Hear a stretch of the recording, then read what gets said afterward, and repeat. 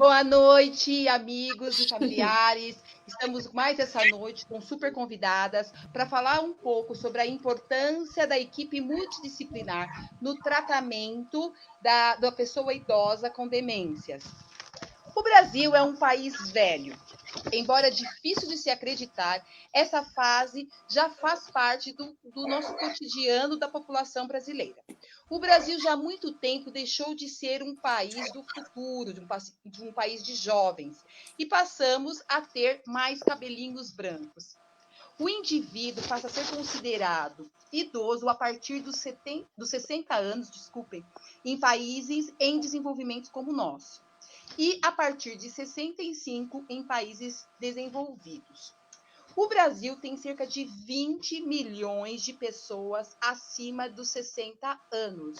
Isso a gente comprovou nesse período da pandemia, né? Nesse processo de vacinação, que todo mundo saiu da toquinha. A gente não sabia que tinha tantas pessoas idosas no nosso país e até perto de nós, né? O envelhecimento traz, além de toda a carga da vivência, traz também consigo algumas alterações que devem ser entendidas para que em alguns momentos nós não confundamos com doenças. Uma lentidão nos movimentos, algumas alterações, a diminuição da quantidade de água, algumas dificuldades em lembrar alguns episódios, não devem ser considerados como patologias, mas elas devem ser sempre observadas por familiares e por especialistas para que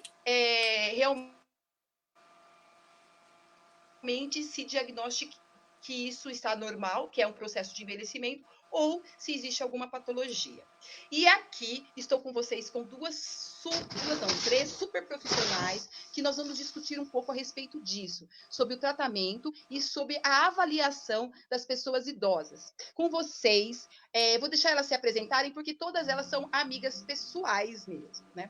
Amigas do Core. Então, a gente não precisa de tantas formalidades. Então, eu gostaria que cada uma, né, falasse o seu nome e o seu ramo de atuação. Gi, olha a intimidade. Pois é. Boa noite a todos. Meu nome é Gisele Long, eu sou fonoaudióloga, sou formada já há 15 anos e sou especialista em audiologia clínica. Então, eu realizo as avaliações audiológicas desde os bebezinhos, né, na promoção do diagnóstico precoce da deficiência auditiva, e aí realizo também exames tanto em adulto quanto nos idosos também. Ju. Olá, boa noite a todos. Sejam todos bem-vindos à live de hoje. É um prazer estar aqui com vocês. Meu nome é Juliana Nakazaki, eu sou psicóloga, trabalho na área clínica desde 2009 e atuo, né, nessa parte de reabilitação cognitiva. Então, eu fiz uma extensão em neuropsicologia e trabalho com crianças, principalmente com necessidades especiais e autismo, e com adultos em transtorno de humor. E realizo a parte de avaliação neuropsicológica também. Ana. Boa noite a todos.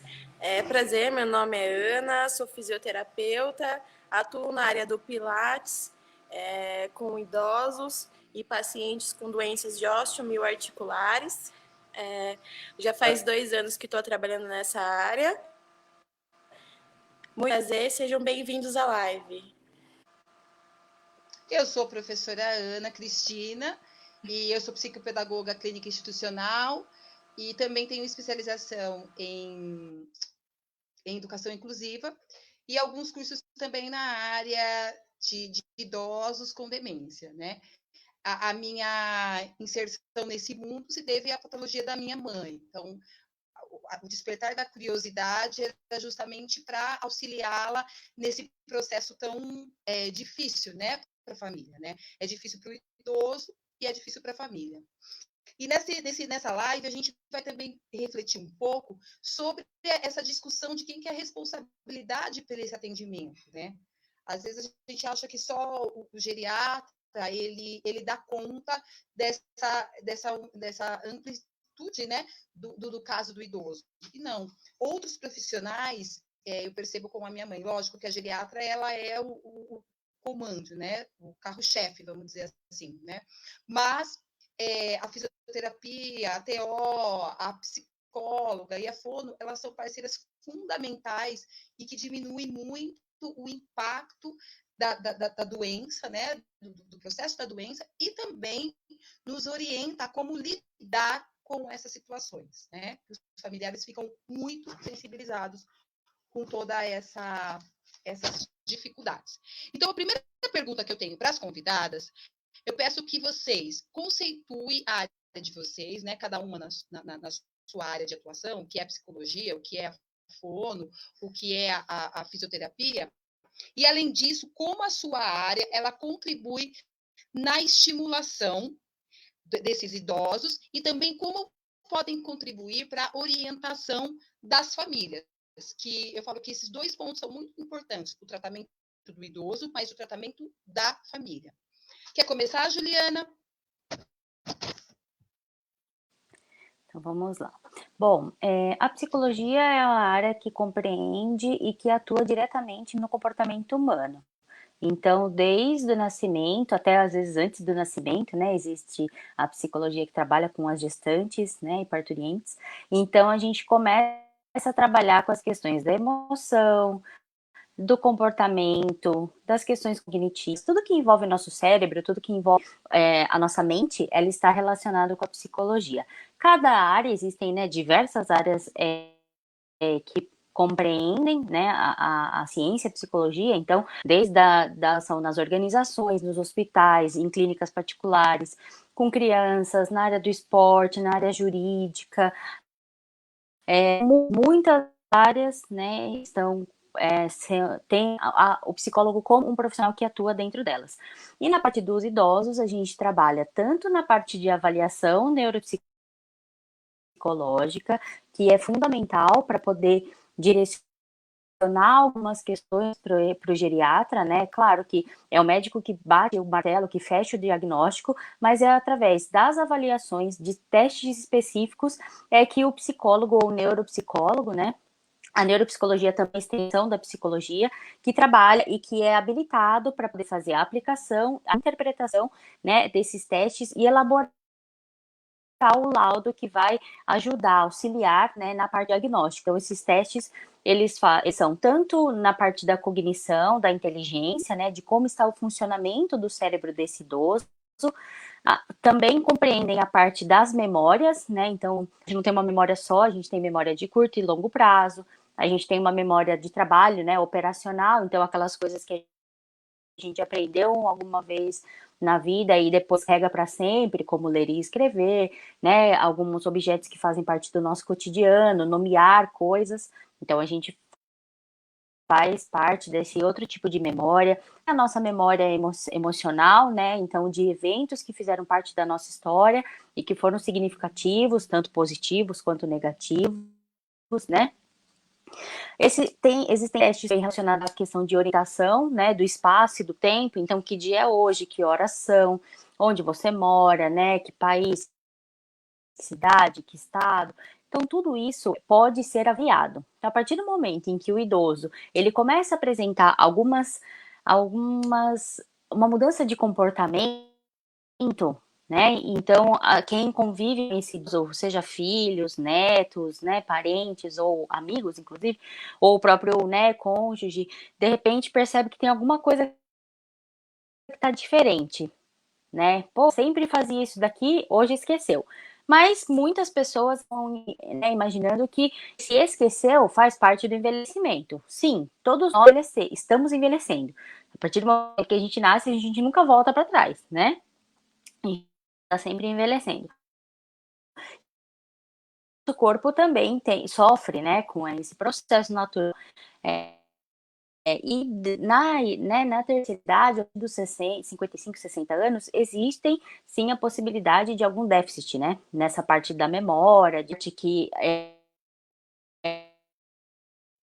ok, é normal do próprio envelhecimento e que nem sempre acomete, inclusive, todas as pessoas.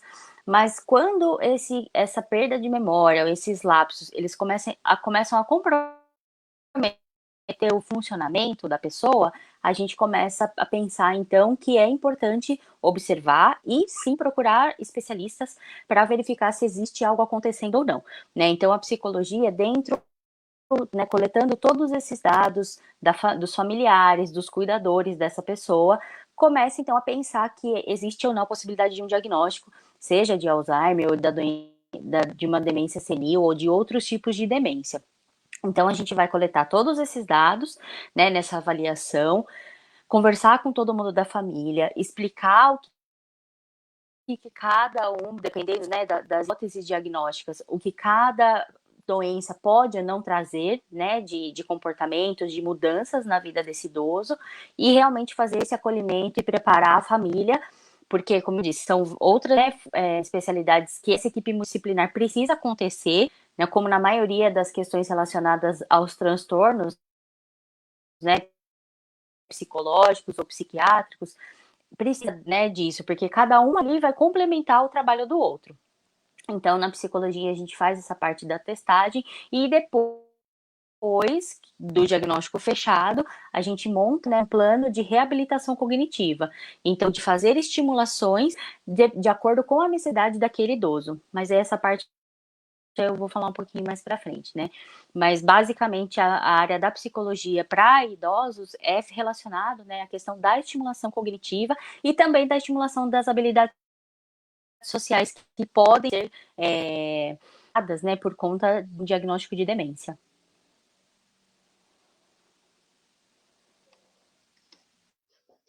Juliana, eu até já comentei isso numa live, que, na verdade, o diagnóstico da minha mãe, ele só foi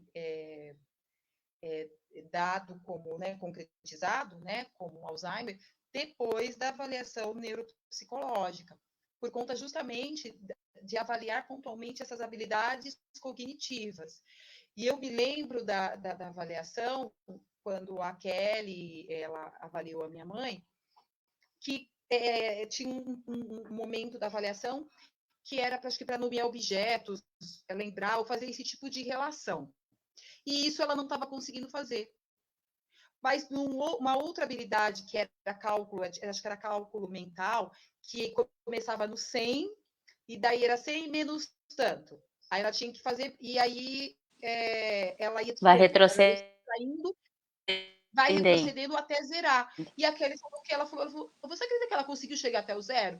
Então, assim, como é o nosso sistema nervoso, né? Uma habilidade que era uma nomeação de objeto e fazer uma associação, ela não conseguia fazer. Mas o cálculo mental, ela conseguia fazer. Enfim, esse olhar diante, né, de cada habilidade que ela tinha, que estava em déficit e outras não, eu acredito, e aí você me corrija se eu estiver errada, Juliana, foi fundamental no processo, não somente da questão do diagnóstico, né, para a médica, o diagnóstico, essa testagem, né, essa aplicação desses protocolos são importantes, mas também para a equipe multidisciplinar que atende ela também, porque elas têm um foco de olhar diante do que ela consegue fazer. Sim. Então, a psicóloga dela sempre fala isso para mim, olha, ela está conseguindo fazer muito bem isso. Então, a gente vai tentar estimular essa área que ainda ela tem permanente, para que a gente consiga fazer com que o quadro dela não avance tão rapidamente como a doença de Alzheimer, que a previsão é de 5 a 6 anos, né? E a minha mãe já completou 11 anos que nós temos essa batalha com ela, né?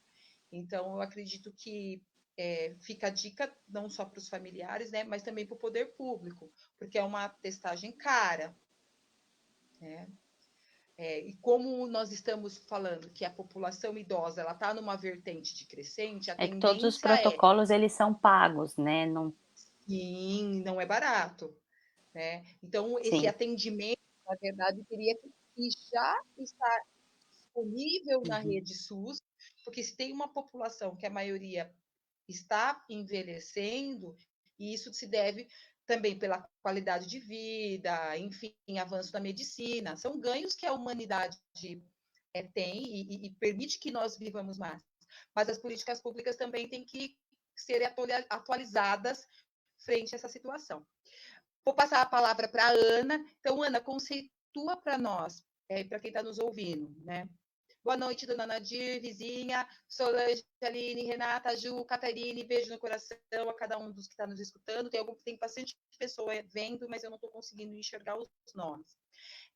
Conceitua para nós a sua área, né, como a Ju também fez, e comenta conosco como é a estimulação desse idoso na fisioterapia, quais são isso, né, e como orientar os familiares nesse processo também.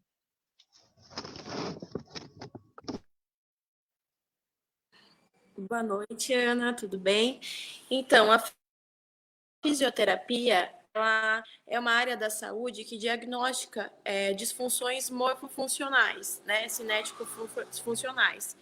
Então, assim, todas as alterações do sistema muscular, sistema cinético-funcionais, a fisioterapia trata, né?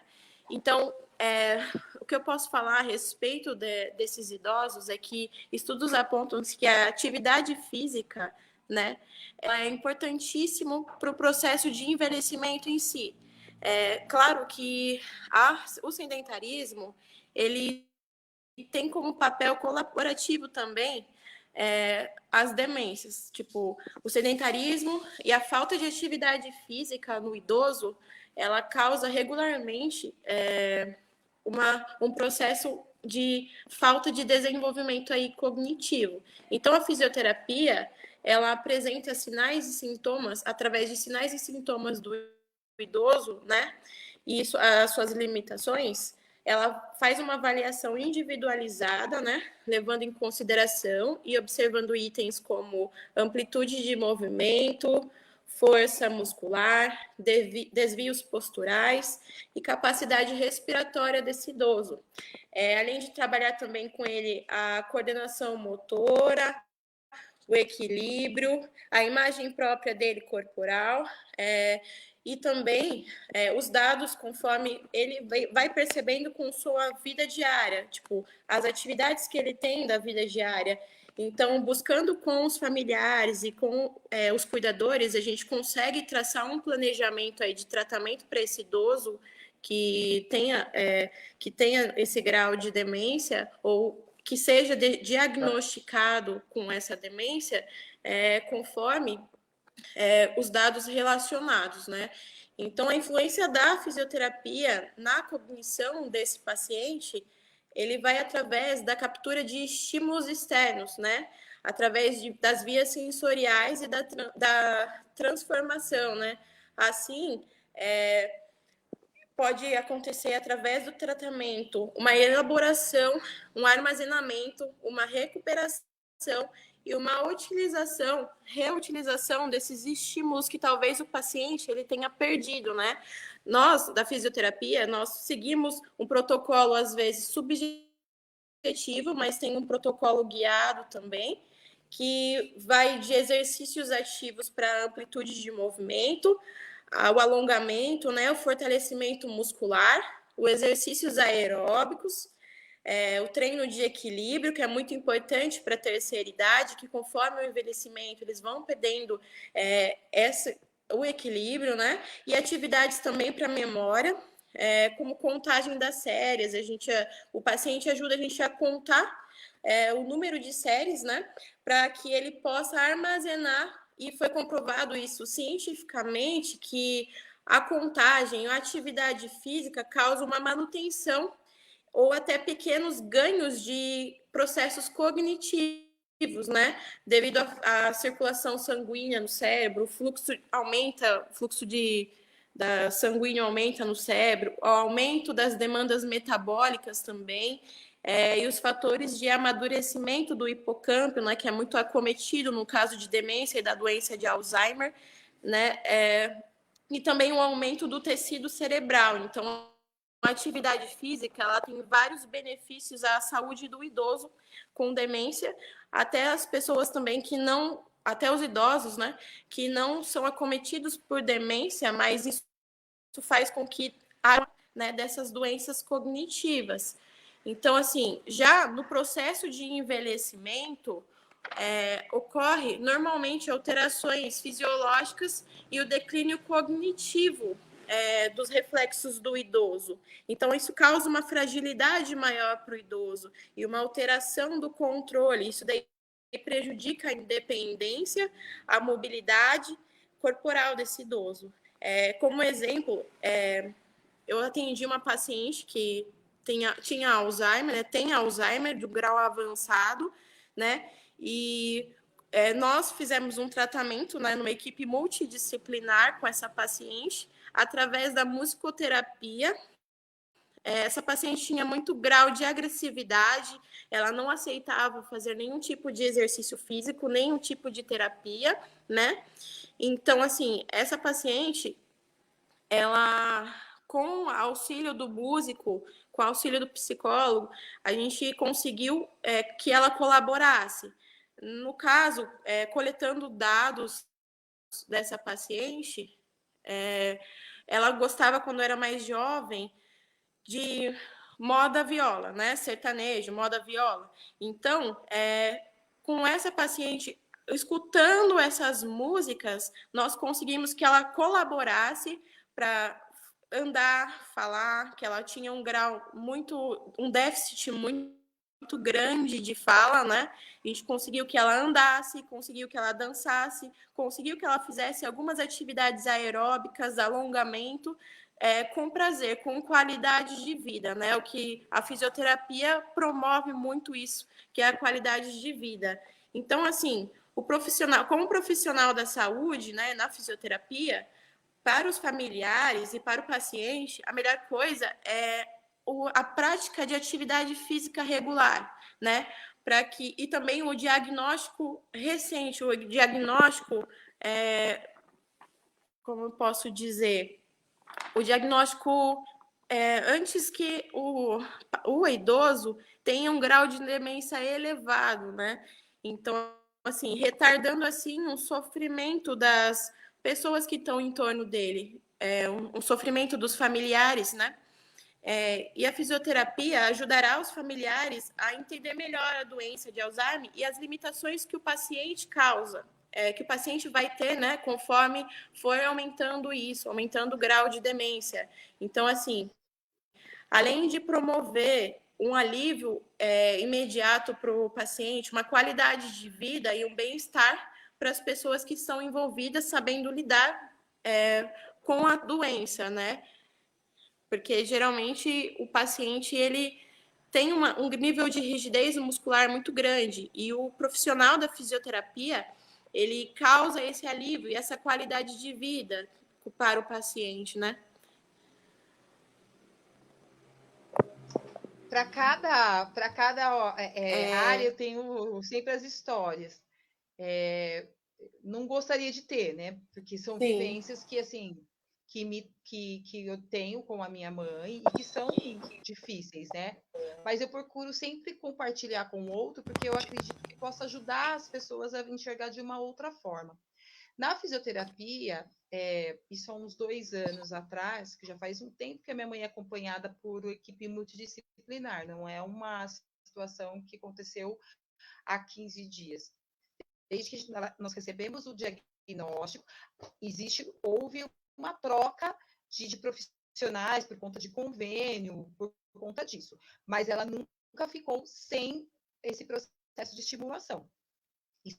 Isso é uma lei dentro da minha casa. Nós não deixamos ela sem. No processo de pandemia, teve um momento que ficou por conta do isolamento, depois a fisioterapeuta começou a vir em casa, enfim. 2 anos atrás, a mamãe começou a ter uns escapes do xixi, né? Começou a ter essa perda do controle dos esfíncteres. E, né, psicopedagoga, especialista em coisa exclusiva, sabe como é. Eu já surto, né? Eu falei, está acontecendo alguma coisa, né? Eu já sinalizei para a médica. A doutora Letícia falou assim, comenta com a fisioterapeuta. Eu vou mandar uma cartinha para ela, mas você fala para ela, explica o que está acontecendo. E para vocês entenderem o fundamento de você ter esse acompanhamento. Falei com a fisioterapeuta, o que ela me orientou? Ana, não vai colocar fralda agora. Não é hora da fralda ainda. Vamos fazer uma rotina com ela do xixi. Você vai levar ela 3 em 3 horas no banheiro. 3 em 3 horas. Independente do sinal delas. Coloca de 3 em 3 horas. Nós vamos rotinar que ela vai no banheiro de 3 em 3 horas. Então, você vai condicionar ela a fazer isso. Você vai levar. E nós fizemos isso. Por um tempo, foi o suficiente. Depois começou a apresentar de novo o descontrole. Comentei com a fisioterapeuta. E aí, nesse momento, ela me indicou eu não sei o nome, né, do tratamento. Na verdade, assim, elas colocaram um monte de eletrodos, acho que é eletrodos que chama, na barriga dela, na altura da bexiga e na coxa. Então, 2 vezes por semana eu tinha que levar ela na clínica para fazer essa estimulação. É como se fosse aquele choquinho mesmo de fisioterapia. Ela falou que ela não tinha a sensação de choque, mas é uma estimulação, né? Foi feita essa sessão durante 3 meses, voltou ao normal, ela começou até a pedir para fazer xixi. E agora, que é uns 2 meses atrás, ela apresentou de novo, nós tentamos fazer o condicionamento, mas agora realmente já não está sendo tão eficaz. Por quê? Porque realmente a doença, ela avançou. Então, os recursos vão se limitando também. Então, agora, depois de 2 anos, que a mamãe está fazendo, na verdade, a adaptação dela gradativa com a fralda, né? Com a orientação também da fisioterapeuta. Então, ela falou para mim, coloca a fralda, mas você vai levar ela no banheiro mesmo com fralda. Coloca ela sentadinha lá. Se ela fizer um pouquinho e não vazar, ou só é que ela tenha essa sensação de que molhou e ela tem que fazer segurar, né? Isso é muito importante para a atividade do cérebro dela. Então, fica a dica também dessa importância da fisioterapia, tanto para o paciente, porque a minha mãe ela tem muito prazer em ir, ela ama os terapeutas dela, e é interessante que ela faz as atividades na clínica com eles, e eles passam algumas atividades para mim de ordem física, né, de abaixar, levantar, de fazer a contagem, enfim, comigo ela não faz. Eu fico escutando ela na sessão com os especialistas, é uma graça ela faz tudo que eles pedem para ela executar, mas comigo não. Já não está funcionando mais, antes funcionava. Agora já não, é que nem criança pequena mesmo, né, que com a mãe não funciona. Então, hoje eu vivo isso, inverter o papel comigo não funciona. Nenhuma ordem é obedecida. Passa a palavra para a Gisele, né, Gi, sua área, e fala um pouco para nós como a fonoaudiologia pode contribuir tanto para o processo de estimulação, como da orientação para os familiares desses pacientes. Bom, então vamos lá. A fonoaudiologia ela é responsável por cuidar da comunicação humana, né? Tanto na comunicação falada ou na escrita, né? Então a gente pode atuar em várias áreas. Então a gente pode atuar na área da linguagem, que, né, como eu falei, na área escrita, linguagem oral ou falada.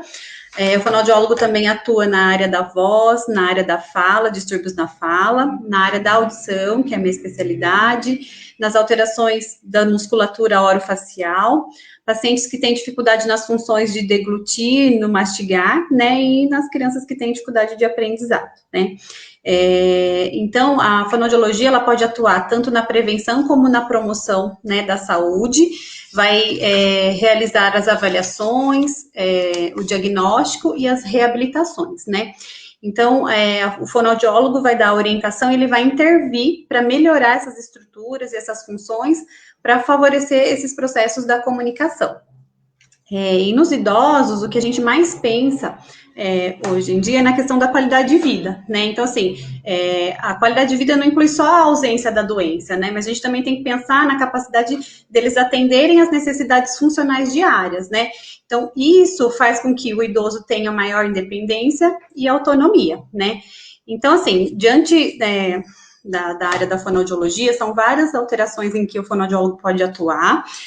O termo presbe significa, né, envelhecimento. Uma das alterações que acontecem bastante é a presbiacusia, que é uma diminuição da capacidade auditiva, né? Então, segundo a Organização Mundial de Saúde, a perda auditiva é a segunda maior doença crônica no mundo, né?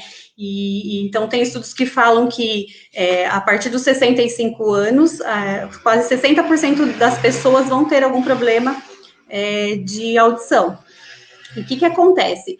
a gente tem que começar a observar nos idosos alguns sinais que podem estar demonstrando alguma alteração auditiva. Então, começa a pedir para repetir, né? Então, assim, a TV fica um pouquinho mais alta, no telefone não consegue muito, né? Às vezes, conseguir compreender o que está sendo dito. A principal queixa que eles têm é de que eu escuto, mas às vezes não entendo, né? E a gente sabe que, assim, eles têm uma certa, às vezes, resistência de falar, mas acho que eu não preciso colocar aparelho. Não, ainda não é, porque, né, fica aquela questão de que o aparelho é só para quem tem uma perda super grande, e não é, porque a gente pode adaptar o paciente já desde uma perda leve, né? E, assim, tem estudos mostrando que, assim, o paciente pode ter uma perda que fica por vários anos, que não se modifica, porém, a dificuldade de compreensão dele vai piorando cada vez mais, né? Então, tem alguns estudos que mostram que a questão da perda auditiva anda de mão dada nas questões da demência por conta dessa privação sensorial, né? Então, o cérebro não está sendo estimulado, vai diminuindo essas funções cerebrais, e aí, então, é extremamente importante a gente conseguir observar e identificar que está tendo algum sinal nessa questão auditiva para a gente poder conseguir estimular e garantir que os estímulos estejam chegando. Então, a gente sempre fala que o aparelho, quando necessário, é como se fosse uma ginástica para o cérebro, né, para estar sempre sendo estimulado. Então, são alguns sinais que são importantes a gente ir observando na questão do idoso, né. Uma outra alteração também que acontece na área fonoaudiológica são as alterações vestibulares, que estão relacionadas à questão do equilíbrio, né? Então, o órgão auditivo é muito próximo do órgão do equilíbrio, então quase 85% dos idosos vão apresentar alguma queixa de desequilíbrio, né? E isso vai comprometer a atividade diária desses pacientes, né? Então, eles precisam dessa movimentação corporal. E aí a gente entra com a questão da reabilitação vestibular, então em conjunto, né, com a equipe multidisciplinar, os fisioterapeutas também ajudam nessa questão de influenciar positivamente e diretamente na qualidade de vida, né, evitando as quedas. Então é uma alteração que é bastante comum também. Alguns pacientes podem apresentar a presbifonia, que é uma alteração na voz pelo envelhecimento, né? Então, vão acontecer algumas mudanças que vão depender por conta da questão da idade, do envelhecimento, das estruturas, né? O enfraquecimento das estruturas fonoarticulatórias, que vão fazer com que essa voz fique um pouco mais rouca, vai ter um tremor na voz, uma soprosidade, né? E então, tudo isso a gente tem que observar que isso também pode atrapalhar na questão da comunicação, né? Então, como o objetivo da fonoaudiologia, né, trata essa questão da comunicação, e o que acontece? Tanto na questão auditiva, né, às vezes da voz, outras questões, faz com que acontece? O paciente se sinta um pouco mais isolado, que ele não queira participar tanto das atividades, né? Então, assim, ele começa, tem alguns casos até que pode gerar uma questão de depressão também. Então, é extremamente importante a gente estar observando essas alterações que vão acontecendo no idoso. Outras alterações também que são bastante importantes é a questão da linguagem, né? Então, assim, a linguagem, ela vai participar de todos os processos cognitivos, né? Então, o idoso, devido à fragilidade física que ele tem, vai contribuir para essa diminuição dessas habilidades comunicativas, né? Então, é um idoso que tem uma vida um pouco mais silenciosa, ele é um pouco mais introspectivo, né? Então, fica um pouco mais isolado. Então, é importante a gente inserir esse idoso em situações do cotidiano, né? Para desenvolver essas habilidades da linguagem, né? A linguagem, ela é importante para estabelecer as conexões entre as pessoas, né, e aí vai promover essa inclusão social, né. Então, a fonoaudiologia vai auxiliar nesse processo da comunicação e, consequentemente, vai interferir, vai beneficiar nessa questão da qualidade de vida, né. Então, tem algumas estratégias para a gente estimular essa estimulação cognitiva também, junto com a questão da linguagem que está muito associado, né? Então, a gente orienta a utilização de música, inclusão deles nas atividades diárias, atividades manuais, né? Pedir opiniões, né? Então, tudo isso faz com que a gente estimule esses pacientes no desenvolvimento dessa linguagem aí. Uma outra alteração que é bastante comum também na área da fonoaudiologia são os pacientes que têm dificuldade na questão da mastigação e da deglutição, né? Então, assim, essas alterações acontecem também em decorrência do envelhecimento, né? E a gente fica bem atento, porque isso pode comprometer o estado nutricional do paciente, né? Então, normalmente o paciente tem, os idosos, né, principalmente com demência, tem uma diminuição do apetite, né, tem, às vezes, um desinteresse pelo alimento, né, essa dificuldade de coordenar os movimentos da mastigação e da deglutição, né, às vezes, dependendo do paciente, às vezes tem alguma ausência de dentes, ou às vezes a prótese é mal adaptada, também pode interferir nesse processo da deglutição, diminuição dessa força muscular, pode acontecer também ou um aumento ou uma diminuição da produção da saliva, né? Então, tudo isso, diminuição do cheiro e do gosto, então, tudo isso pode influenciar também nessas alterações da deglutição, né? Então, existem alguns sinais que são importantes a gente ir observando, né? Que se o paciente, por exemplo, durante a refeição está tendo tosse, né? Se ele tem uma voz rouca depois de se alimentar, se fica um catarro, às vezes, na garganta também. Observar se tem algum tipo de escape do alimento pelo nariz ou pela boca, né? Se ele demora muito para se alimentar, né? Então, aumenta esse tempo das refeições, diminuição do apetite, perda de peso. Alguns pacientes podem ter febre sem causa aparente, então é importante daí que se procure um médico, e aí entra a fonoaudiologia também para ajudar nessas questões, né, desses exercícios para fortalecer essa região da musculatura. Então, por exemplo, o paciente com Alzheimer, às vezes, por exemplo, um simples frango desfiado pode ser uma dificuldade super grande dele conseguir deglutir, né? Então tem que tomar cuidado, porque o paciente pode até aspirar e gerar até pneumonia também, tá? Então, assim, eu citei algumas questões que são mais, assim, frequentes em relação ao idoso na área da fonoaudiologia, mas a gente sempre trabalha tentando visar a qualidade de vida e melhorando sempre esse processo de comunicação para que ele esteja sempre inserido, não se sinta isolado, não tenha, né, não se sinta, né, porque às vezes acaba se isolando, às vezes algumas até com depressão, então a fonoaudiologia vai atuar nesses casos e nessas orientações, tanto para o paciente quanto para os seus familiares também.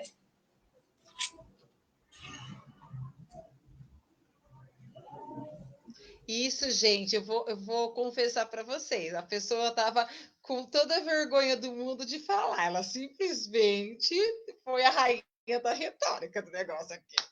Aê, Gi, mandou bem. Ai, Gi.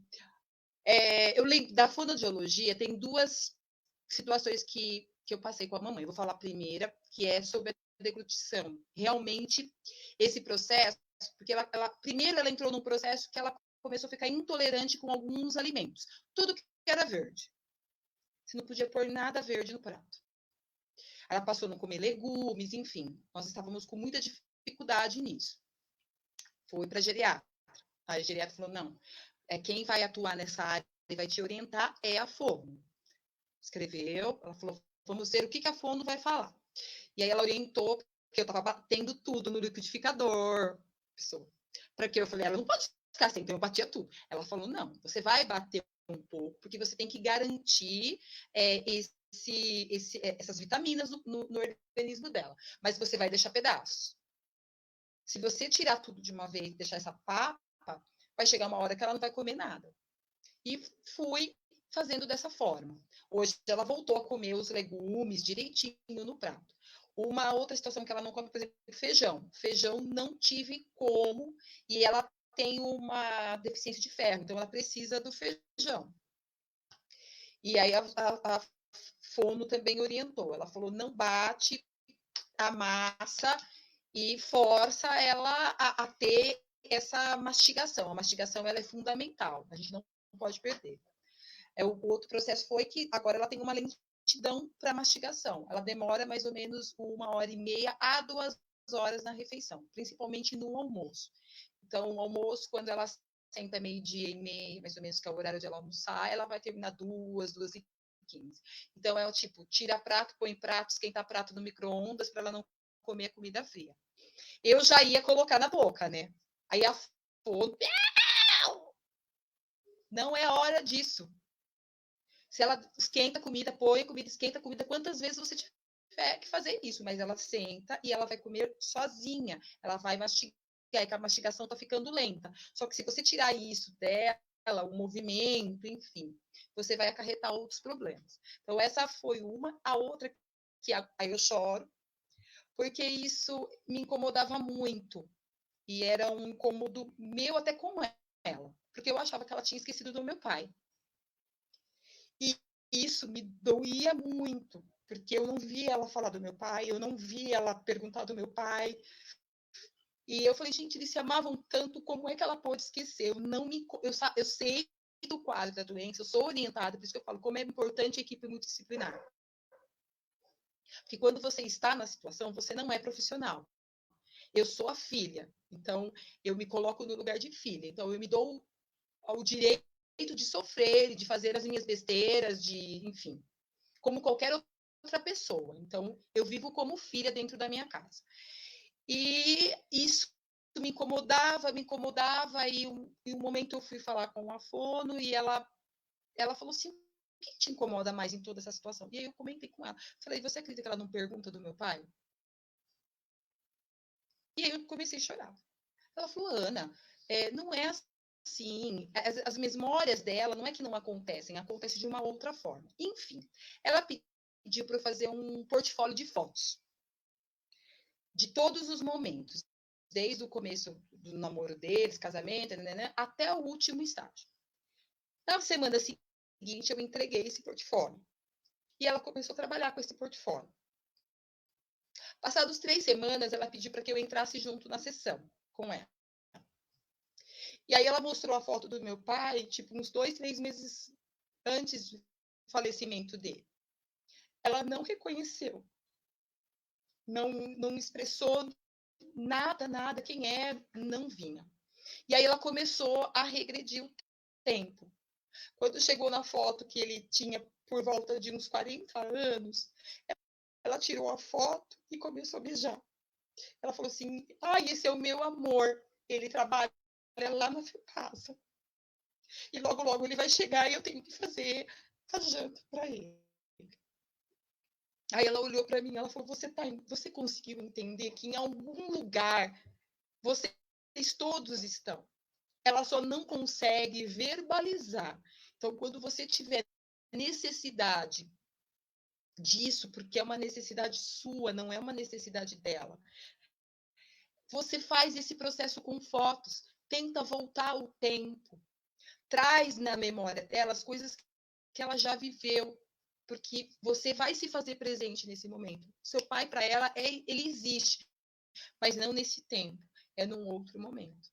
Então, fica aí também a dica da importância de cada área, de quão importante foi, tanto para o processo de estimulação, como de orientação dela e para nós, enquanto filhos, e isso é muito sofrido. Falo que é um sofrimento, eu falo que é como se você tivesse sido enterrada viva, porque as suas memórias também vão desaparecendo e você não consegue entender o porquê. E a equipe multidisciplinar, ela tem essa função de diminuir o impacto dela, mas o meu sofrimento também, e do sofrimento dos meus irmãos, dos netos, enfim, da gente compreender e tentar auxiliar da melhor maneira possível. Né?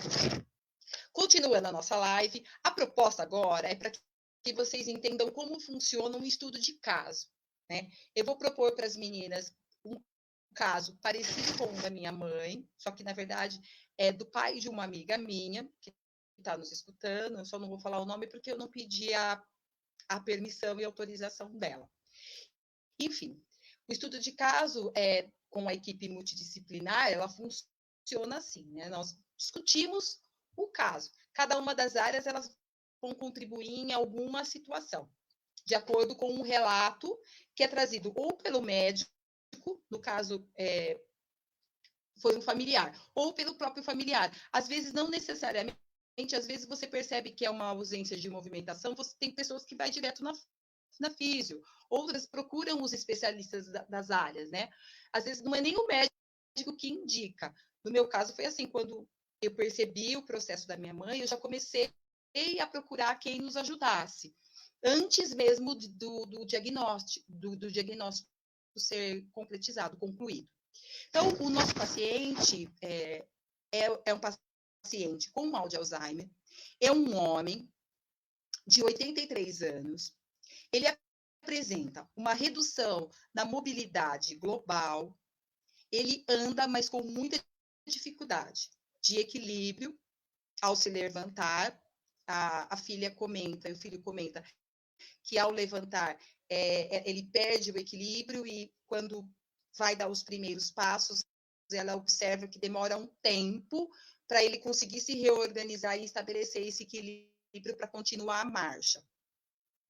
Apresenta dificuldade na localização do espaço, ele já não consegue se localizar dentro da casa dele e nem em outro espaço. Então, se ela comentou que se ele vai numa festa, você levou ele uma vez no banheiro, ele não consegue voltar no banheiro, não tem essa localização mais e nem essa capacidade adaptativa. Eu perguntei frente às questões de linguagem para ver se ele fala poucas frases, mas sem conexão com a situação. Então, ela deu um exemplo, por exemplo, ela, no momento da alimentação, do almoço, não estava chovendo. E aí ele começou, está chovendo, né? Olha como chove. Então, ele fala algumas frases fora de contextos da situação envolvida.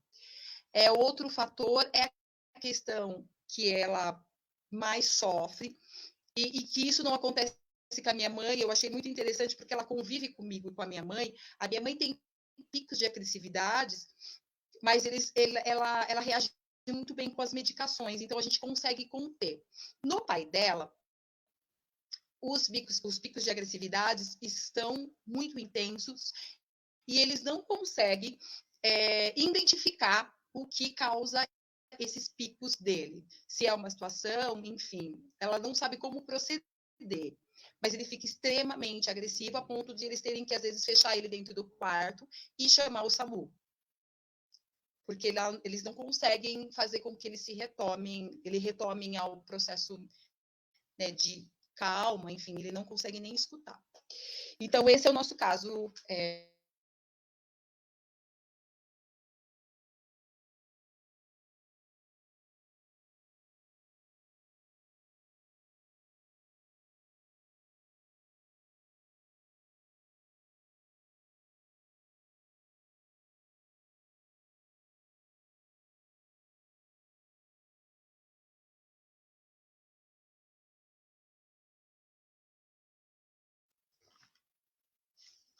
Vocês não escutou nada, nada?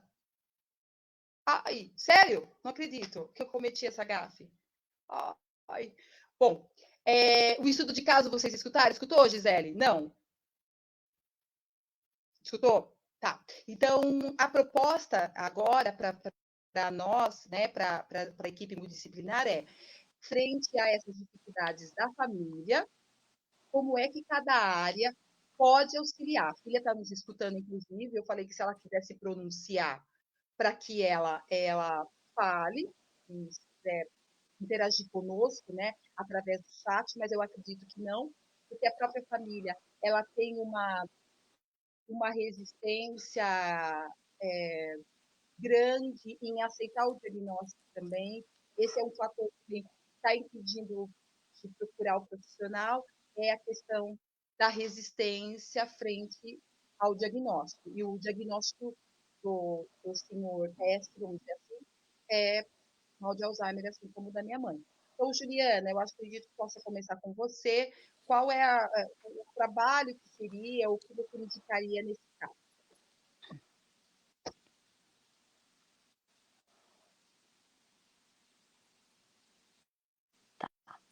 Bom, primeiramente, né, dentro da área psicológica, da questão da cognição, verificar quais são as funções do cérebro que ainda estão preservadas, elaborar um planejamento terapêutico para a estimulação dessas áreas, né, como mesmo falou, então a orientação espaço-temporal, buscar algumas estratégias, né, de tentar fazer com que ele faça o reconhecimento, pelo menos da casa, seja através de plaquinhas, não sei se ele, né, se ele consegue, mas, ou de algum outro tipo de sinais, né, que a gente pode colocar na casa, sinais através de cor, através, né, da palavra, ou enfim, para que ele consiga ter algumas pistas, né, um direcionamento dentro da própria casa, no intuito de promover a questão de independência e autonomia, né, se ele ainda vai tomar banho sozinho, se ele vai ao banheiro sozinho, né, então a gente tem que fazer essa verificação. Essa questão do acolhimento da família, né, acaba sendo um dos principais focos nesse caso, justamente para compreender e para fazer com que essa família faça essa adesão ao tratamento. Como tem toda, né, uma questão de complemento, é fundamental, senão, porque sozinho ele não vai conseguir. Então a família, eu sei que é difícil, é doloroso, mas nós estamos diante, né, um caso e de doença que é degenerativa, que é, né, gradativa, e que o que é possível preservar tem que começar agora, né? Não dá para esperar. O tempo é realmente algo assim que faz toda a diferença, né? Como a Ana falou, quanto mais cedo a gente começar a ter o diagnóstico e começar as intervenções, né? Como também foi no seu caso, Ana, que antes mesmo do diagnóstico não, tem que correr atrás, foi o que foi possível, né? Que trouxe de uma qualidade de vida da sua mãe durante esses anos. Vai passando o tempo, algumas coisas vão declinando, isso faz parte, mas às vezes com impacto reduzido. Então, começar com esse trabalho da família, de ouvir as dúvidas, é importante dar voz a esse luto, né, porque é um luto que se vivencia daquela pessoa que você tinha antes e que agora mudou completamente o comportamento, principalmente quando é uma pessoa extremamente dócil, carinhosa, e de repente você vê essa pessoa sendo agressiva. Então, é muito ruim, né, a situação é muito ruim, de não saber o que fazer, de ter que chamar por auxílio, né, de algum equipamento da saúde. Então, começar com essa questão, né, do acolhimento, de entender essa dor, mas também de solicitar que eles possam, né, transpor isso em benefício, né, desse idoso. Trabalhar, então, também algumas estratégias, né, de atividades, tanto na clínica, então, diretamente com esse idoso, mas também atividades que a família podem fazer, né, durante o cotidiano, seja, né, através de uma forma lúdica mesmo, né, de atividades de caça-palavra, de estimulação cognitiva, né, então caça-palavra, jogo de cartas, de tabuleiro, alguma brincadeira que a gente faz, a palavra que rima, tudo para fazer com que esse cérebro ele tente, né, se recuperar de alguma forma e manter algumas funções, principalmente aquelas que vão aparecer na avaliação mais preservadas, que elas continuem sendo preservadas.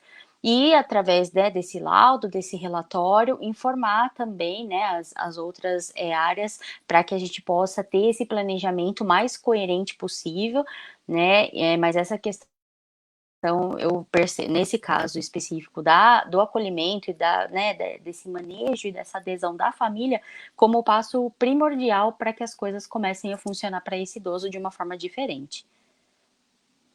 Juliana, eu não sei se você pode dar uma dica, porque eu sei que isso é difícil, né? A maior dificuldade da família hoje, desse idoso S, né, na verdade, identificar o comportamento. Eu já percebi, por exemplo, na minha mãe, o que causa a agressividade nela. Então, por exemplo, o banheiro é um problema para nós, porque ela se sente invadida. Ela não consegue fazer sozinha, mas ela Qual o gatilho? não quer ajuda. É o gatilho. Então, nós já aprendemos a lidar com essa situação para que não tenha o estupim da agressividade. Sim. Como é que você tem alguma dica para que ela está nos escutando, como eu falei? Ela falou que está escutando, mas ela não vai se manifestar no chat. Enfim, uma forma de ela identificar esse gatilho para que ela possa se antecipar. Importante fazer essa observação.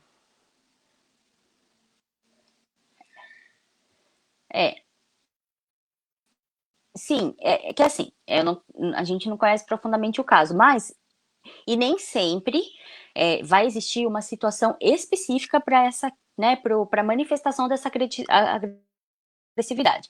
No caso da sua mãe, ok, o banheiro geralmente causa isso. Então, é observar o comportamento desse idoso, é fazer realmente esse monitoramento. Pega um caderno e anota.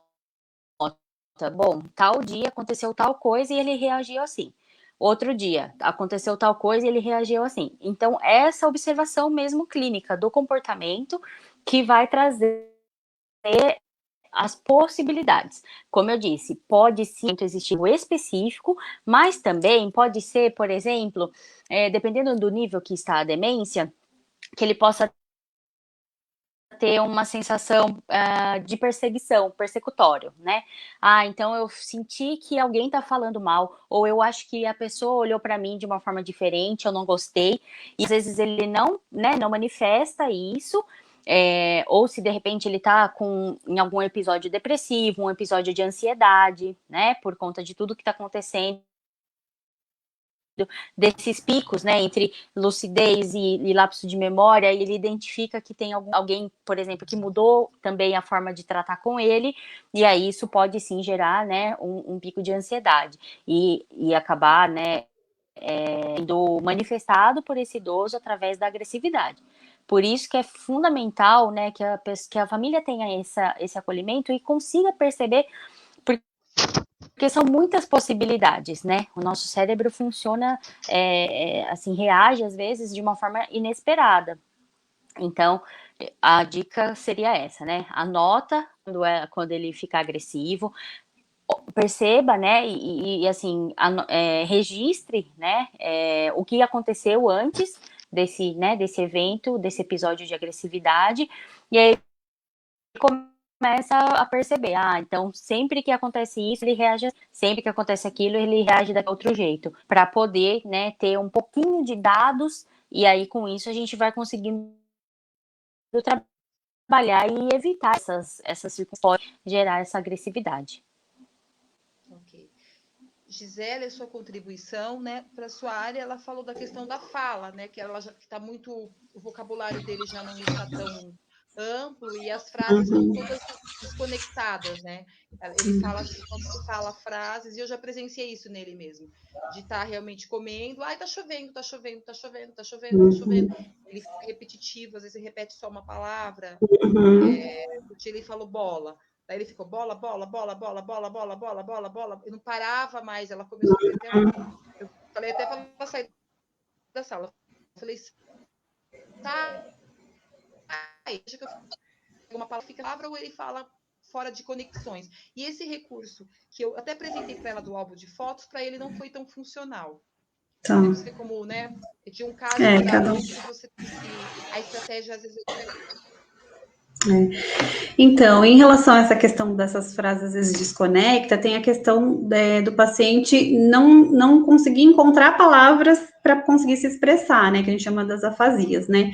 Então, é importante a estimulação, na verdade, a gente tem que saber trabalhar com as dificuldades que o paciente tem, então a gente tem que estimular os aspectos linguísticos que estão preservados, mas também saber como lidar com o que não está, para não causar também um desconforto, né? Então, é importante para poder minimizar esses impactos da linguagem no cotidiano desse paciente, né? Então, é importante sempre a questão de sempre estar reforçando, nomeando, né? Então, tem várias questões que são importantes na estimulação da linguagem, para conseguir favorecer essa comunicação que seja um pouco mais efetiva, mas às vezes eles não encontram palavras para conseguir expressar realmente o que eles estavam, né, pensando, né? A gente precisa, né, falando também da questão espacial, né, que também foi relatada também no caso, então, assim, a gente precisa sempre favorecer essa noção deles, tanto no tempo quanto no espaço, né, então é importante deixar sempre um calendário ali próximo, um lugar que seja de fácil acesso, para ele se situar em que dia que ele tá, o mês, né, a gente estimular sempre ele verificar as horas, né, e assim, tentar colocar uma rotina para ser adotada, até porque isso minimiza um pouco a ansiedade, né, assim, as alterações emocionais. Então, a gente tem que envolver ele um pouco mais em todas as atividades diárias, né? Então, solicitar mais a opinião deles, então, de repente, mas você pode solicitar e, de repente, dar opções. Então, o que você quer vestir hoje? Calça ou shorts? Então, dá também opções. Então, assim, a questão né, da nomeação tem que ser presente e essa linguagem tem que estar muito efetiva, né, para conseguir tendo essa estimulação também da linguagem, né? Então, acho que seria mais ou menos nesse sentido. Gisele, você acha válido, né? Eu tinha dado essa sugestão. Em um ponto da doença da minha mãe, isso foi até válido e eu vi que surgia efeito. Hoje não mais, hoje ela já não tem essa noção. Mas eu falei para ela tentar, vamos ver se você acha que seria válido. Eu falei para ela que na hora, por exemplo, de tomar o banho, ele quer pegar a roupa dele. Aí, quando ele vê que não consegue pegar a roupa, ele fica desesperado. Mas é porque ele já não tem a organização do espaço. Então, o que eu falei para ela? Organiza o guarda-roupa dele, então põe na gaveta, põe cueca, escreve lá fora, cueca. Ele está lendo ainda. Meia, bermuda, camisa, camiseta. Eu falei, nomeia, deixa na porta do armário dele. Quando chegar a hora do banho, você leva até lá. E talvez isso é uma dica para ele saber onde está, porque ele começa a abrir as portas e não acha o que ele quer, ele fica totalmente transtornado, daí não quer tomar banho, enfim. E eu dei essa dica, e mesmo também na cozinha, né? Copo, porque às vezes ele sente ainda essa questão da sensação da sede e ele procura. Mas ele, quando não acha o copo, ele fica nervoso. Então, o copo. Não sei se isso é válido também para essa questão do vocabulário.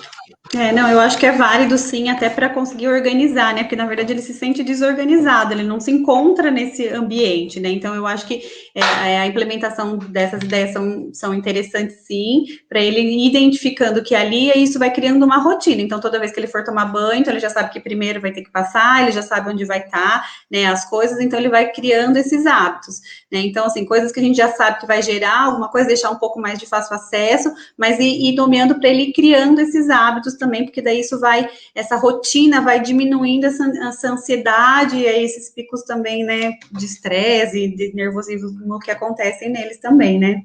De não saber o que vai acontecer. Então é tudo muito assim. Até da questão que tinha falado, né, que às vezes ele não reconhece o lugar, então assim, evitar mudar as coisas de casa de lugar. Então, assim, né, quanto mais a gente deixar ali para eles ir acostumando com aquilo, porque vai virar, né, uma rotina e tudo mais para não sair, então seria o ideal. A filha acabou de colocar aqui uma mensagem, e é bem o que você falou, Juliana. Ele comenta, em alguns momentos, que a filha e os filhos roubam ele, porque ela deixa um dinheirinho para ele na carteira, mas ele não consegue mais administrar a situação bancária, enfim, não tem mais condições, ele não consegue lembrar a senha. Então, ela realmente fica com todas essas questões. E ele fica muito irritado com isso. Então, ela pôs umas notas na carteira para ele saber que ele tem dinheiro. Mas isso, ela agora, com o que você falou dessa questão da perseguição, ela apontou isso, que é uma fala constante dele, que estão roubando ele, que ele quer o dinheiro dele, porque ele sempre teve uma independência de ir e vir, de fazer as coisas dele, e agora não mais. Então, acho que deve ser isso mesmo que você falou, em algum momento deve ter a memória de que ele ia no banco, não sei, deve ter algum episódio e ele não sabe como se expressar com isso, não sei, se você pode como comentar um pouco. administrar isso, né? Então, sim, acaba realmente sendo, né? Esse é um sintomas, né, que podem acontecer num caso de demência. São várias faculdades mentais, né? São várias habilidades. Então, essa questão do persecutório, ele pode sim acontecer, né, dentro de um quadro de demência, seja uma demência senil, ou seja, eu comentei, né, que pode ser, às vezes não aconteceu nada ali especificamente de forma objetiva, mas passou uma ideia na cabeça dele, como, poxa, eu tinha o dinheiro aqui, agora eu não tenho mais, e isso, né, acabar realmente descompensando emocionalmente e ele agir com agressividade, né? Ok. Ana, você fala um pouco também da questão do senhor S, como a gente nomeou, sobre essa questão de como você consegue mobilidade que está reduzida, né? Que ela percebe. Eu falo que como é, né? A minha mãe não vê, não aponta esse desequilíbrio. Eu não sei se é por causa da estimulação mesmo. Ela não tem. Ela tem uma redução e uma lentidão do movimento. Ela está mais lenta. Esse senhor S já não. Ele tem uma redução de movimento. E ela falou que praticamente ele fica todo o tempo sentado. Se não tirar ele da posição, ele não sai. E ela aponta que ao levantar ele demora muito tempo para ele conseguir se equilibrar para continuar a marcha sozinho, que ele precisa que alguém segure por um momento até que ele consiga esse ajuste. O que você consegue de contribuição, né? O que você indicaria nesse caso?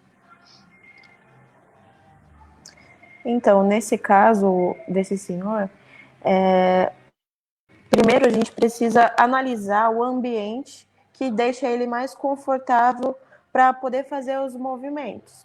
Como, por exemplo, se ele gostava de fazer alguma atividade física antes de apresentar esse grau de demência, algum tipo de esporte ou algum outro tipo de atividade que ele já praticava, caminhada, que causava prazer para ele. Então, a gente precisa trazer toda essa demanda de qualidade para ele, que ele já tinha como memória que ele fazia. Então, assim, todas as coisas, todos os movimentos, se ele tinha um histórico que dançava, ou se ele tinha um histórico de sedentarismo, o que ele fazia, se tem alguma doença correlacionada.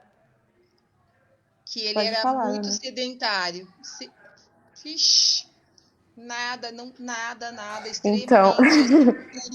ele ia com o carro, então aí não tem o carro mais, fumava demais, demais, aí o cigarro também foi tirado, ele ia para os barzinhos, que não vai mais, então, assim, ele tinha uma vida muito sedentária mesmo. Eu nunca vi nada, uma caminhada. Eu lembro que nós fomos um episódio para a praia e, gente, a praia era tipo 4 quarteirões, a pé. Não, ele tira o carro da garagem. Mas dizia que ele ia a pé. Ah, entendi.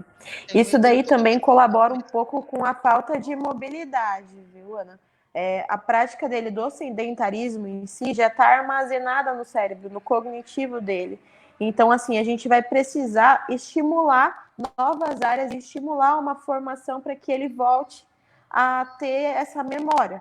Porque, como ele já tinha a prática do sedentarismo, complica um pouco mais. Mas não que seja impossível a estimulação desses movimentos para que ele melhore a marcha, melhore para andar, melhore para, além de que ativação dos músculos, né? E seja melhor aí, esteja um resultado, né, melhor em relação a isso. Mas, devido ao histórico dele, né, a gente pode estimular ele de outras formas, ver o que agrada a ele, né? Se, por exemplo, ele gosta de ficar sentado assistindo televisão, o ato dele pegar o controle, ligar a televisão, esticar o braço, já seria uma prática de mobilidade articular, entendeu? Se ele tem alguma doença relacionada também, se ele tem alguma dor articular, isso daí também é uma coisa que a gente tem que ponderar, né, para ver se não está impedindo isso, a mobilidade dele, se ele não está sentindo dores, tipo, não tem artrose ou artrite, alguma coisa que impeça que ele tenha uma mobilidade articular significativa aí. Mas há pequenos movimentos que eu falei, esticar o braço para poder ligar a televisão, ou a filha pode, no caso, pedir para ele ir ligar a televisão, levantar do sofá para ir ligar a televisão. Isso já causa uma mobilidade, uma ativação muscular de todo o grupo muscular, tipo, de flexão de quadril, de ativação de quadríceps, ativação de todos os músculos da perna, dos membros inferiores, né? Para que haja uma estimulação maior. Então, se ele só quer, tipo, ele só quer ligar a televisão no controle. Vamos tirar o controle dele e vamos fazer ele ligar a televisão, levantar do sofá e ligar a televisão, fazer alguma coisa que ele já pratica, né? Que ele já tenha, pelo histórico de sedentarismo dele, que ele já praticava, fazendo com que ele seja estimulado um pouquinho a mais daquilo que ele está acostumado, né? Isso daí vai melhorar um pouco da mobilidade dele. A filha mandou a seguinte mensagem, Ana, e ela vai levar bronca porque eu levei. Porque eu fico, né? Tudo assim, eu quero poupar a minha mãe de tudo, né? Então, assim, se eu pudesse respirar por ela, eu respirava. Entendi. A gente acaba lidando assim. O medo da perda, por isso que é importante você ter essa equipe multidisciplinar. O medo de perder é tanto que você se vê fazendo tudo pela pessoa. E ela acabou de comentar que ele tinha o único hábito que ele tinha, ela tirou. E eu sei que você vai dar uma bronca nela, e dá mesmo, viu? Que ele, no quintal, ela tem um tipo de um pomar. E então, todo final de tarde, ele tinha o hábito de varrer e colher, de varrer as folhas, catar o lixinho, enfim, de fazer a limpeza do quintal. E ela, por medo de ele cair, ela acabou fechando a porta do quintal. Isso que ela falou. Então, ele parou de fazer isso. Era o único movimento. Ele percebia que o sol já ia se pondo, ele levantava, pegava a vassoura, varria, pegava o lixinho, ele pegava, ele pegava até a sacola no lugar certo. Pegava e colocava o lixinho. E aí, com medo por conta da questão da redução de mobilidade, ela acabou impedindo ele de fazer isso. Eu levei bronca porque eu não deixava a minha mãe colocar, eu tirava, ela terminava de comer, eu pegava o prato e eu mesmo colocava na pia. E eu lavava. E aí a fisioterapeuta perguntou: por que ela não tira o próprio prato e não lava o próprio prato? Aí eu falei: não, coitadinha da minha mãe, eu vou deixar ela lavar o prato dela? Qual que é o problema? Aí eu falei: não, ela não faz isso, ela não. Tá bom. Ela terminou de comer, o mínimo que faz é você fazer ela com que ela coloque dentro do prato. O prato dentro da pia. E que você estimule ela a lavar pelo menos o dela, o prato e o garfo. Em alguns momentos, ela lembra e faz. Hoje, não mais. Hoje, ela já tem mais resistência do levantar. Mas, enfim, dá bronca na filha do paciente S, que é o foco. Então, eu vou dar uma super bronca, porque você está limitando os movimentos dele. Mulher, para de fazer isso. Ela fecha a porta. Deixa ele fazer aquilo que tem a capacidade mental. Não, nem que você fique do lado dele, executando esses movimentos junto com ele. Pega uma vassoura e vai varrer junto com ele, entendeu? Participa dessa atividade com ele, porque quanto mais você restringe ele de fazer aquilo que ele está acostumado a fazer, a mobilidade, mais vai diminuindo.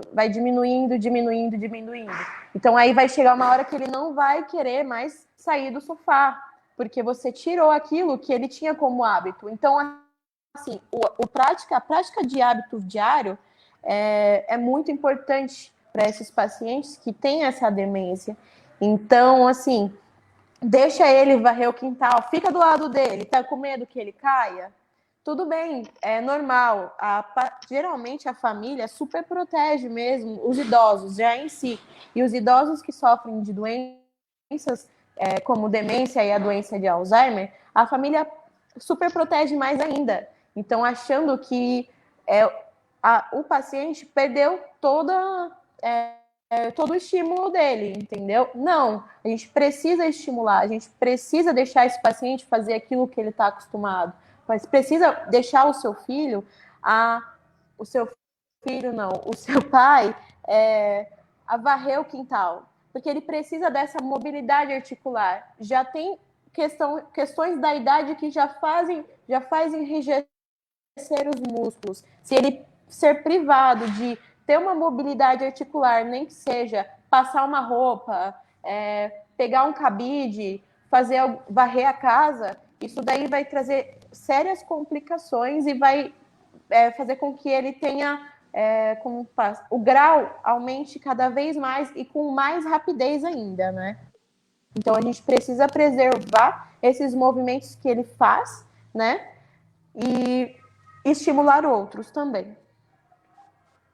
Ok. Mais alguma contribuição, equipe? Gisele, Juliana, mais alguma consideração, algum ponto que vocês queiram colocar?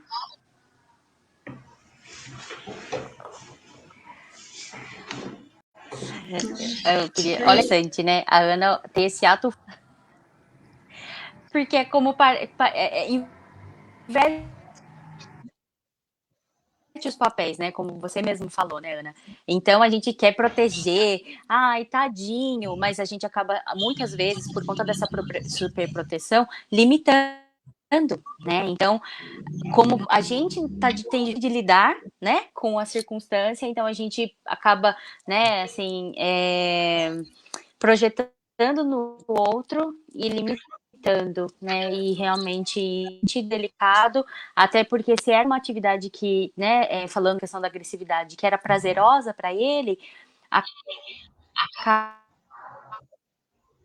tendo essa questão dele ter uma abstinência, como ele era fumante, né, isso também contribui para essa questão dessa mudança de comportamento emocional. Então, né, para a família, eu sei que é difícil, mas vocês não estão sozinhos, procurem ajuda. Nós estamos, né, aqui eu acho que dá para falar para todo mundo, disponíveis, né, para que vocês sejam acolhidos, e não tenham medo, né, que é possível com o mundo, não só para ele.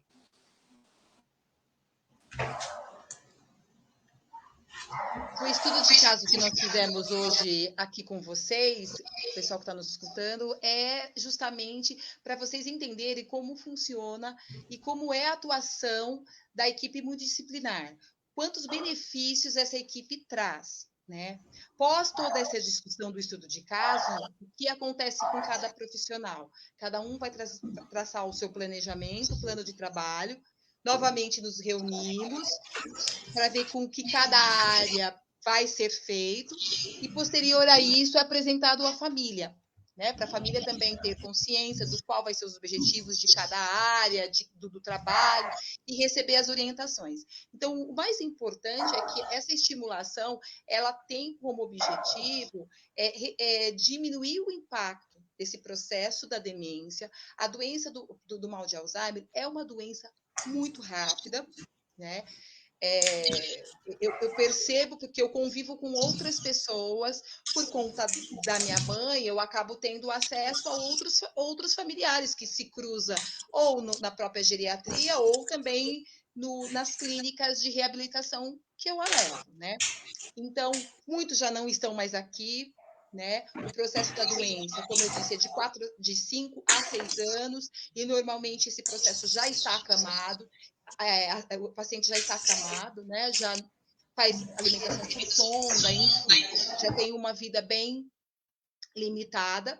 E o exemplo da Chicletinho é esse mesmo, da importância da questão da estimulação da equipe multidisciplinar frente às áreas específicas e globais do nosso corpo, que o nosso corpo é todo complexo, a gente não tem como dividir. Então, por isso que a equipe ela consegue olhar todas as frentes e elas juntas conseguem traçar um plano de trabalho mais adequado para esse idoso, né? Que é acompanhado também em casa. Então, eu também recebo algumas orientações, como eu já comentei no processo da live com vocês, de saber lidar com alguns momentos de agressividade. Eu falo que não é fácil. Eu falo muito para essa minha amiga, ela está escutando, eu sei que ela deve estar chorando, porque a minha mãe, ela me deu o meu primeiro tapa, foi em dezembro. Eu nunca tinha apanhado da minha mãe. Minha mãe nunca levantou a mão para mim. Nunca.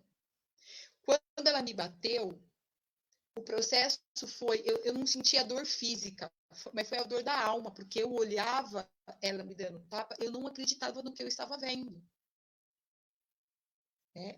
E a equipe multidisciplinar que sempre me traz para a realidade. Ela falou, Ana, sua mãe não é a mesma mãe que você tinha de 40 anos atrás. Não é a mesma pessoa. Então, esses ajustes vão acontecendo conforme as situações vão aparecendo. Por isso que apoio e atuação da equipe multidisciplinar com esses idosos e com seus familiares, ele tem esse objetivo de diminuir os impactos, de aumentar a qualidade de vida, de aumentar a perspectiva de vida e de, sim, ela pode ter um convívio social, que sempre foi proposto isso. Quem me conhece, conhece os meus irmãos, a Gisele, tanto a Gisele, a Juliana, a Ana Carolina, conhecem a minha mãe, né? Enquanto pessoa, elas são profissionais aqui, mas elas são do meu convívio familiar. Eu nunca deixei de levar ela em nenhum espaço por conta disso. A convivência com ela, com outras pessoas, é sempre muito amável, ela é sempre muito dócil, justamente porque ela está acostumada a. Então, eu nunca tirei isso dela. Ela está agora inclusa dentro de casa por conta do processo de pandemia. E eu não posso colocar a vida dela em risco por conta do contato com outras pessoas. Mas há um ano atrás, eu ia em grupo de leitura, todo mundo sabe do projeto que eu desenvolvo, todas as ações que eu ia, ela ia junto, porque eu não tinha com quem deixar. Eu saía do trabalho, pegava ela da crechinha, vamos para o clube de leitura, vamos para a feira do sei do quê, vamos para não sei aonde. E até em São Paulo nós íamos em reuniões que eu podia levar, eu levava, né? Enfim, então eu acredito que todas as propostas que partem para esse idoso de socialização e todas as propostas que a equipe multidisciplinar me traz e traz para a minha família, é um ganho muito grande. E sim, eu estou aprendendo ainda, eu sofro muito, a Juliana sabe disso, dos meus picos, dos meus altos e baixos, porque aceitar é muito difícil. Eu não sei se eu vou aceitar um dia isso. Não sei. Eu não sei falar, eu vou conseguir aceitar. Eu não aceito. Eu procuro e eu estou aprendendo a lidar o dia a dia com ela da melhor maneira possível, porque eu sei que se eu não propor algumas situações e eu não for tão resistente à frente disso, a situação vai piorar. Então, eu acabo sendo maleável, mas dentro do meu coração, aqui, da minha mente, eu não tenho essa aceitação da doença dela, que é muito difícil. Eu falo que eu me dou ao luxo, que eu falo que é um luxo, de nesse momento de eu ser a filha da Chicletinho. A filha da Chicletinho, ela não está dentro de uma equipe multidisciplinar. A filha da Chicletinho não é especialista em educação inclusiva, ela não é psicopedagoga, ela não tem especialização em atividades para idosos, eu não tenho. Eu sou a filha dela. Então, quando eu falo cafono, eu sou a filha da Chicletinho. Então, eu choro, eu grito, eu falo que eu não vou fazer. Às vezes eu ponho comida na boca dela, meu irmão está escutando, ele briga comigo, e eu ponho mesmo, porque eu quero fazer um mimo para ela. Enfim, a gente comete os erros e os acertos.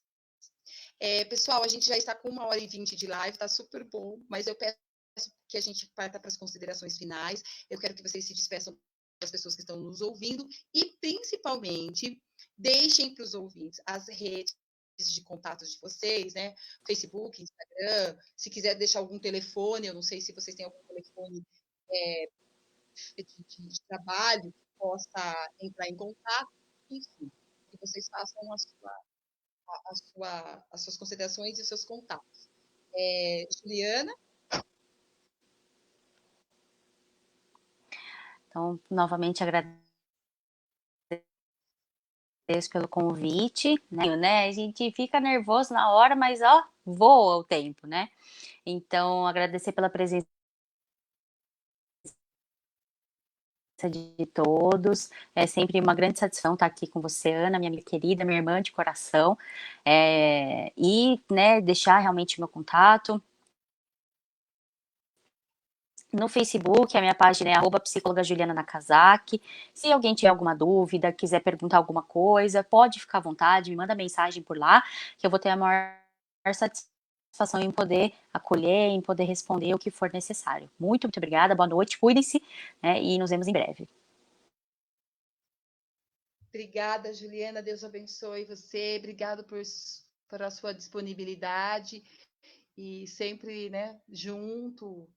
Enfim, nem tenho o que falar sobre você, né? Nem vou tecer comentários.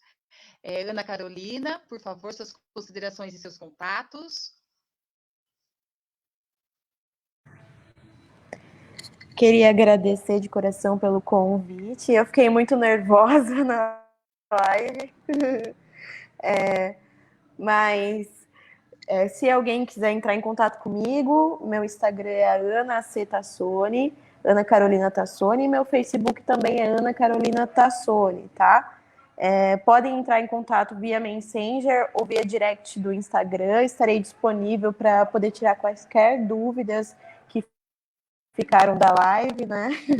Eu confesso que planejei, fiquei ensaiando esse ano e mesmo assim falta muita coisa para mim falar. Então, qualquer dúvida pode me chamar, estarei disponível e a gente pode bater um papo lá no direct.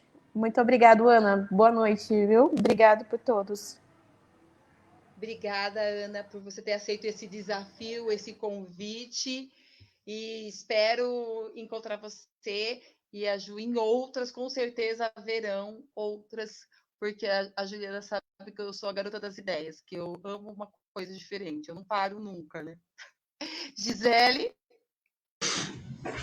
Eu também queria agradecer, Ana, pelo convite, né? Esse desafio aí que você fez a gente na minha primeira live. Também fiquei um pouco nervosa, mas espero ter podido ajudar um pouco e também me coloco à disposição se tiverem algumas dúvidas. No Instagram eu tenho o Instagram Fono Gisele Longa, então qualquer dúvida que tiver pode entrar em contato também. E agradecer as meninas também. Obrigada, Gisele, por sua disponibilidade, por você ter participado. Foi grandioso, foi muitas informações. E eu sei que é complicado a gente absorver tudo ao mesmo tempo, tá? Daqui umas 2h30, mais ou menos, essa live vai estar disponível no meu YouTube, meu canal do YouTube, professora Ana Cristina Jundiaí, SP. Depois eu vou falar com as meninas para elas escreverem. Se vocês quiserem, por favor, meninas, coloquem no meu WhatsApp e eu vou colocar o contato de vocês na minha página também, para a gente divulgar o trabalho de vocês. Eu e a Juliana, nós fizemos o mês passado algumas atividades, algumas oficinas para idosos, né? Pela plataforma Zoom. E nós pretendemos continuar com esse trabalho também, né? Nós temos alguns projetos em vistas nessa questão do idoso e nas nossas páginas vai aparecer algumas novidades aí. Então, fiquem atentos, vocês que têm idosos na família ou estão apresentando alguma dificuldade, seja para avaliação, seja para também essa questão do atendimento e da estimulação, entre em contato conosco também. Podem entrar pelo meu perfil, Ana Cristina Carlos, ou pela minha página, eu sou Ana Cristina, ou pelo Instagram, @AnaCrisJundi, procura-nos, que nós estamos à disposição de vocês para eventuais dúvidas e também para futuros trabalhos. Pessoal, eu fico aqui, se cuidem, que a situação não está fácil, principalmente para nós idosos, para os nossos idosos que estão em casa. Se preserve, use máscara, álcool gel, se puder ficar em casa, fique. Nós estamos aí no meio do epicentro do furacão, então é bom a gente preservar a nossa vida, né? Tudo se recupera, né? A gente consegue recuperar o lado financeiro, a economia, enfim. Mas a nossa vida é algo, e eu falo que é um presente que Deus nos deu, e é algo muito precioso que a gente não pode desperdiçar. Principalmente porque eu creio que isso vai passar e eu vou retomar as minhas saídas com a Chicletinho no shopping center, que ela tanto gostava. Eu creio que eu vou para a praia com ela, como ela gostava. É um tempo que a gente tem que passar, mas tudo isso vai passar e nós vamos se ver novamente. Beijo no coração, até a próxima. Fiquem com Deus, gente. Tchau, tchau.